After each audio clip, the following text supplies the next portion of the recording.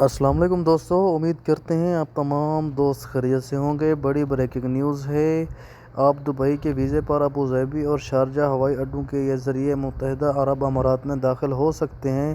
تو دوستو، ایک وائرل پیغام میں کہا گیا ہے، ابوظہبی IPP سسٹم دبئی کے منظور شدہ ویزے کو اپ ڈیٹ نہیں کرتا، لہٰذا دبئی کا ویزا لینے والے مسافر کو خود دبئی کا سفر کرنا چاہیے۔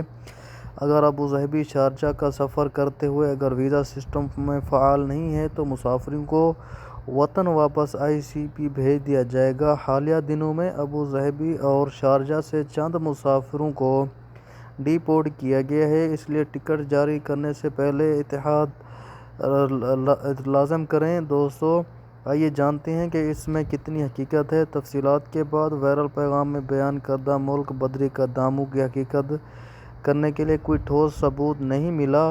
ٹریول ایجنسی نے شکوک و شبہات کا اظہار کیا ہے، اس بات پر زور دیا ہے کہ دبئی سے ویزا رکھنے والے افراد کو بغیر کسی پابندی کے متحدہ عرب امارات کے کسی بھی ہوائی اڈے میں داخل ہونے کی اجازت ہونی چاہیے۔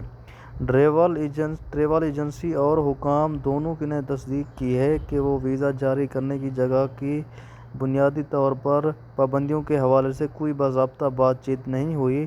مزید، فیڈرل اتھارٹی برائے شناخت شہریوں سسٹم اور کوڈ سیکورٹی کے نمائندے نے بھی ٹریول وائرل پیغام میں اس دعوے کی تردید کی ہے۔ انہوں نے تصدیق کی ہے کہ دبئی سے ویزا رکھنے والے مسافروں کو کسی بھی ہوائی اڈے کے ذریعے متحدہ عرب امارات میں داخل ہونے کی اجازت ہے۔ مزید، مسافر بھی بغیر کسی مسائل کے دبئی ویزا کے ساتھ شارجہ میں داخل ہو سکتے ہیں۔ بین الاقوامی ہوائی اڈے کے ذریعے متحدہ عرب امارات میں کامیابی کے ساتھ داخل ہوئے۔